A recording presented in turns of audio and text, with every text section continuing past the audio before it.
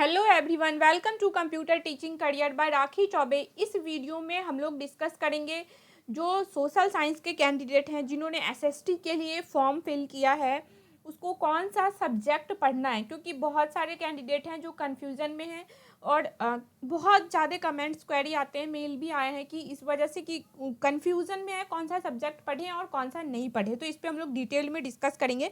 ज़्यादा टाइम नहीं लूँगी, टू दी पॉइंट बात करते हैं। बट ये वीडियो सीरियसली यूज़फुल होगा। आई होप आप लोग पूरा देखें इसको, ठीक है, लास्ट तक देखेंगे ताकि कंप्लीट जो मैं इन्फॉर्मेशन देना चाहती हूँ वो आप लोगों तक पहुँचा पाऊँ।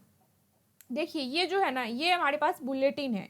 यही एक बुलेटिन है ऐसा कि ईएमआरएस ने हमें दिया है, ठीक है। ईएमआरएस की साइड से हमारे पास कुछ भी नहीं है, सिर्फ यही एक ऐसा सोर्स है, इसको आप आधार मान लीजिए, बेस मान लीजिए कि सिर्फ ये दे दिया है हमें। अब आप लोग पढ़िए, फॉर्म भरिए, तैयारी कीजिए और सीधा एग्जामिनेशन सेंटर पे मिलिए। इससे ज़्यादा कुछ नहीं दिया गया है, ये एक फैक्ट है, देख लीजिए। जैसे नहीं होता, कई लोग हम लोग शादी में इनवाइट करते हैं किसी को, तो उनको गए, कार्ड दिए, सीधा कार्ड में सारी चीज़ें मेंशन है, आप आइए, खाइए और जाइए। तो यही वाली बात यहाँ पे भी है कि सेम हमारे को सिर्फ यही दिया गया है। बाकी कई सारे बहुत सारे अलग अलग प्लेटफॉर्म पे आपको बहुत सारी चीज़ें सुनने को मिलेंगी, लेकिन बेस यही है। इसमें ही क्या है, लोग अपना एडिशन, अपना मॉडिफिकेशन करके आपको बता रहे हैं। मैं एक फैक्ट रखना चाह रही हूँ कि देखिए, हम लोग पहले सिर्फ एक चीज़ और है, ईएमआरएस की साइड से मैंने इस बुलेटिन को चप्पा चप्पा मतलब एक एक वर्ड पढ़ रखा है। मुझे जो दिखने को मिला और जो मैं आप लोगों के साथ शेयर करना चाहती हूँ वो ये है। पहला तो यहाँ पे क्या है, एलिजिबिलिटी दे रखी है, पीजीटी वालों का अलग है, हिस्ट्री और इनका देख लीजिए। अगर ये है आपके पास तो ठीक है, नहीं तो आप बोलिएगा, मैं लिंक भेज दूंगी आप लोग को, ये पढ़ सकते हैं। और फॉर्म फिल करने से पहले तो आई होप आप लोगों ने देखा हो। और जो टीजीटी सोशल साइंस का, उसने इन्होंने क्लियर कर रखा है सिर्फ कि आपको दो मेन सब्जेक्ट होने चाहिए ग्रेजुएशन में, इनमें से history, geography, economics, political science में से दो मेन होने चाहिए, जिनमें से एक जो है वो कंपलसरी है, हिस्ट्री और ज्योग्राफी। कहने का मतलब है एक तो कंपलसरी है हिस्ट्री और ज्योग्राफी में से, और दूसरा जो सब्जेक्ट है वो इन तीनों में से कोई भी चलेगा, ज्योग्राफी, इकोनॉमिक्स और पॉलिटिकल साइंस, ठीक है। इससे क्लियर हो गया, हमने फॉर्म फिल कर लिया। अब पढ़े क्या, ये इस पूरे बुलेटिन को मैंने छान मारा। इसमें सिर्फ और सिर्फ मैं आपको सिलेबस सेक्शन पे ले चलती हूँ। सिलेबस में इन्होंने क्या क्लियर कर रखा है ये देखिए, कम फास्ट, यस। सिलेबस में देखिए, ये पहले सिलेबस जब स्टार्ट किया है तो प्रिंसिपल और वाइस प्रिंसिपल का दे रखा है, ठीक है। आफ्टर डेट क्या है, पीजीटी और टीजीटी वालों के लिए दे रखा है। यहाँ से स्टार्ट हो गया हमारा पीजीटी और टीजीटी वालों का, ओके। अब देखिए, पीजीटी में इन्होंने सीधा पार्ट 3 स्टार्ट किया है। टीचिंग मतलब जनरल इंग्लिश हिंदी का कोई यहाँ पे नहीं है, जीके, करंट अफेयर जो भी है वहाँ पे, एनालिटिकल एबिलिटी, ये वो, उसका कुछ नहीं है। उसके बाद इन्होंने टीचिंग एप्टीट्यूड और पैडागोजी का स्टार्ट किया है, जिसका ये सिलेबस है। मैंने इस पर एक डिटेल वीडियो बना रखा है, आप लोग प्ले लिस्ट चेक कीजिए, मिल जाएगा, ठीक है। आफ्टर डेट क्या है, सब्जेक्ट नॉलेज, सीधा सब्जेक्ट नॉलेज है। और सब्जेक्ट नॉलेज को इन्होंने 2 लाइन में ही सॉर्ट आउट कर दिया। पीजीटी वालों के लिए ये है सिलेबस और टीजीटी वालों के लिए ये है सिलेबस। इसके अलावा एक वर्ड कहीं नहीं है पूरे बुलेटिन में। मैंने पूरा एक एक वर्ड पढ़ा है, कहीं कुछ नहीं मिलेगा। सिलेबस हमारा सिर्फ ये है। पीजीटी वाले हैं अगर हम लोग, तो हमें 11th-12th पे फोकस करना है, और डिफ़िकल्टी लेवल जो है वो ग्रेजुएशन लेवल है। बस पीजीटी वालों का सिलेबस खत्म।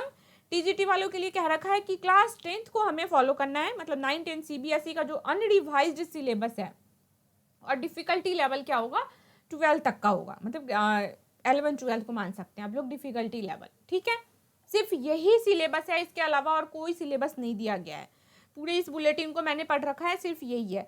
अब इसका आप लोग क्या मतलब निकालते हैं, ये आप लोगों पे डिपेंड करता है।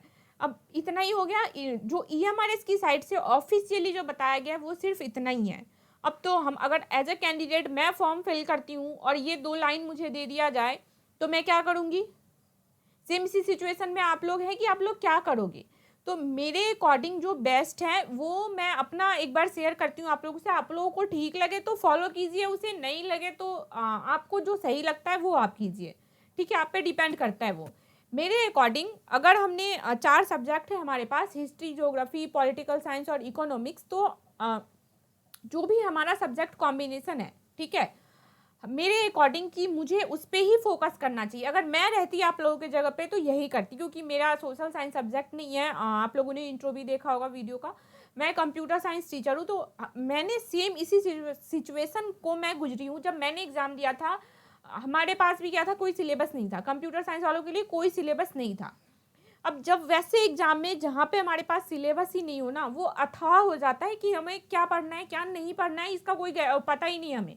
अब क्या पढ़ना है और क्या नहीं पढ़ना है, जब यही नहीं पता है तो हम कितना पढ़ेंगे? पढ़ाई का कोई अंत है नहीं, कितना पढ़ेंगे? ना हमारे पास टॉपिक है, ना बुक्स है, ना सिलेबस है। पढ़ना है, सिर्फ पता है एग्जाम देना है और पास होना है, यही पता है, एग्जाम देना है और पास होना है, इसके अलावा कुछ नहीं पता। ऐसे सिचुएशन में क्या करेंगे? और कहने को अगर मैं ये बोल दूं कि आप लोग चारों सब्जेक्ट पढ़िए, तो शायद ये बोलने के लिए मेरे से बोलने के लिए बहुत आसान होगा, मैं एक लाइन में बोल दूंगी चारों सब्जेक्ट पढ़िए। बट अगर एज अ कैंडिडेट मैं सोचूं, मैंने तो बोल दिया आप लोग चारों सब्जेक्ट पढ़िए, बट ये बहुत टिपिकल हो जाता है चारों सब्जेक्ट पढ़ना, एक लाइन में बोलना, और उसको करना बहुत ही मुश्किल है, मैं समझ सकती हूँ।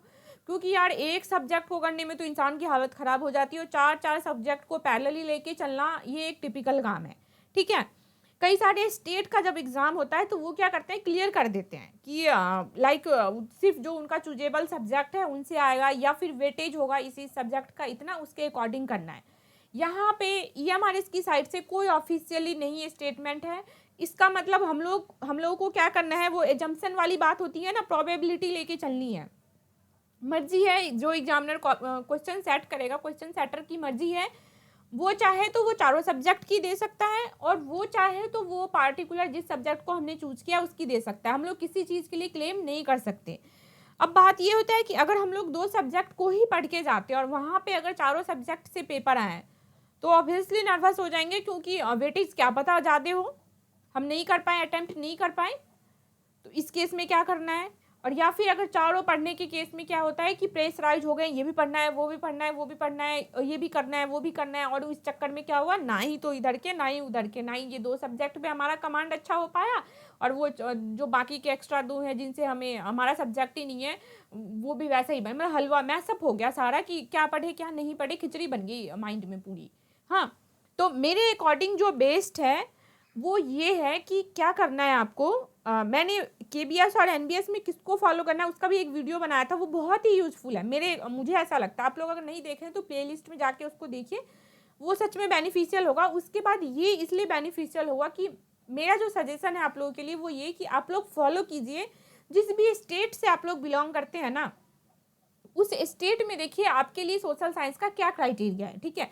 कि लाइक आप राजस्थान से बिलोंग करते हो, आप दिल्ली से बिलोंग करते हो, तो आप देख लो दिल्ली पे अगर DSSB का आप दोगे तो आप देख लो कि आपके स्टेट का क्या है। अगर आप यूपी से बिलोंग करते हो, यूपी में तो क्लियर दे रखा था कि जो हमने फॉर्म में चूजेबल है, सुपर टेट का ले लीजिए, यूपी टेट, तो उसमें क्या है कि जो हमारा चूजेबल सब्जेक्ट है उसमें से ही पेपर आएंगे। तो आपके जो भी जिस स्टेट से आप हो ना, आप अपने स्टेट का क्राइटेरिया जो है आपके लिए सोशल साइंस का, आप उसको फॉलो करो।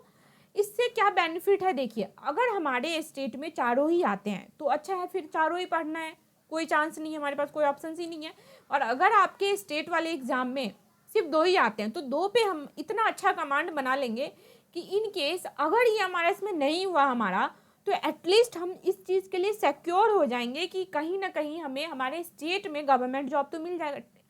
एट द एंड हमें रिजल्ट क्या चाहिए, सरकारी नौकरी, सरकारी टीचर बनना है, रिजल्ट तो यही चाहिए ना हमें पढ़ने से सिलेबस वाले ये सब सिर्फ एग्जाम तक की बातें हैं। मोरल ये है, रिजल्ट ये है कि हमें नौकरी चाहिए, कोई फर्क नहीं पड़ता हमें ईएमआरएस में दे, केबीएस में दे, एनबीएस में दे, या फिर स्टेट में दे, बात बराबर ही है कि हमें नौकरी चाहिए। तो अगर हम लोग अपने स्टेट का लेके फॉलो करते हैं, इससे बहुत बेनिफिशियल होगा कि हमारा कमांड अच्छा हो जाएगा उस सब्जेक्ट पे, इसमें ना हुए तो इसमें सही, इसमें ना हुए तो उसमें सही, ठीक है। अगर आप इस चीज़ के लिए हमेशा प्रिपेयर रहोगे ना कि एग्जाम में कुछ भी आएगा, हम अपने आप को इतना प्रिपेयर करते हैं कि हमें कोई मतलब ही नहीं है, तो वो प्रिपरेशन बहुत अच्छा होता है। सीरियसली ये मैं अपने एक्सपीरियंस से बता रही हूँ, वो बहुत अच्छा होता है। क्योंकि हमारे टाइम में भी क्या था, सिलेबस आता था, और अगर कहीं पे भी सर्च मारते तो वो ये बोलते कि ये पढ़ना है, वो पढ़ना है, ये पढ़ना है, वो पढ़ना है, बात सिर्फ। अरे बोलना आसान है, लेकिन उसको जब पढ़ने बैठते हैं और उस पर बहुत फ्रस्ट्रेशन भी होता है कि सामने वाला तो कह दिया हमें चारों सब्जेक्ट पढ़ना है, खुद पढ़ के दिखा दे, तुरंत बोल देते हैं हम लोग, ऐसा रेस्पॉन्स देते हैं। तो मैं ये नहीं सजेस्ट कर रही हूँ आप लोगों को कि आप लोग चारों सब्जेक्ट पढ़िए, अपने स्टेट को फॉलो कीजिए। मतलब आपके स्टेट का जो एग्जाम्स होता है ना, जो भी STET है, जिस भी स्टेट के हो आप, वहाँ पे आप क्राइटेरिया देखिए, उसको ही फॉलो कीजिए। क्योंकि अगर यहाँ पे भी देखिए, अगर हमने उसको ही फॉलो किया, मान लीजिए दो सब्जेक्ट पे बहुत अच्छा कंट्रोल हो गया हमारा, और इस ईएमआरएस में 4 सब्जेक्ट पे एग्जाम आए, एक बात कह रही हूँ, अगर आ गया चारों सब्जेक्ट से, 2 के तो हमारे बहुत अच्छे कमांड है। और फिर हमारा जनरल पेपर का मैं प्रिपरेशन करा ही रही हूँ अच्छे से। बाकी कंप्यूटर साइंस वालों का मैं सब्जेक्ट करा सकती हूँ। सोशल साइंस पे मेरी एक्सपर्टाइज नहीं है, तो मैं बस ऐसे ही क्वेश्चन नहीं करवा सकती आप लोगों का करियर, ऐसे मैं रुइन नहीं कर सकती। इस वजह से मैं नहीं देती हूँ आप लोगों को एमसीक्यूज। ठीक है, तो जनरल पेपर पे अच्छा कमांड हो गया और बाकी के 2 सब्जेक्ट पे हो गया, तो क्या हम क्लियर नहीं कर पाएंगे एग्जाम? क्यों नहीं क्लियर कर पाएंगे? 50 to 60% आराम से स्कोरिंग हो जाएगा और ये एनफ होता है किसी भी एग्जाम को क्वालिफाई करने के लिए। This is enough. तो हमें हमारे जो स्टेट का जो भी है, आपके स्टेट का, आप उसे फॉलो कीजिए और जनरल पेपर पे कमांड बना लीजिए। एग्जाम अपने आप क्लियर हो जाएगा ईएमआरएस का। और इसको नहीं भी हुआ, 1% ही चांस लेके चलते हैं, मान लीजिए कहीं लक नहीं साथ दिया, कुछ ऐसा हो गया, नहीं हुआ, तो एटलीस्ट हम लोग 100% प्रिपरेशन हो जाएगा हमारा यहाँ से अपने स्टेट के एग्जाम के लिए। तो कहीं ना कहीं एटलीस्ट हम लोग सिक्योर हो जाएंगे इस जॉब के लिए, कि इसमें नहीं तो उसमें हम लोग पास हो जाएंगे, वहाँ पे हमारा जॉब सिक्योर हो जाएगा। आई होप आप लोग मैं जो मैसेज देना चाह रही हूँ वो आप लोग समझ गए, ये आप लोगों के लिए यूजफुल इन्फॉर्मेशन हो।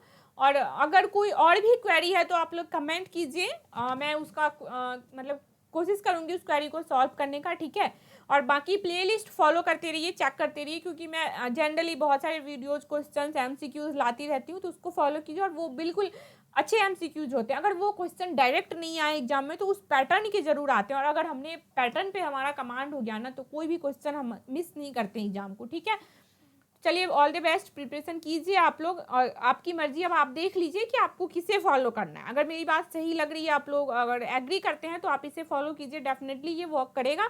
और अगर चारों सब्जेक्ट पढ़ना चाहते हैं तो गुड एंड वेल, कोई बुरी बात नहीं है, जितना भी पढ़ाई करे, पढ़ाई का कोई अंत नहीं है। ओके।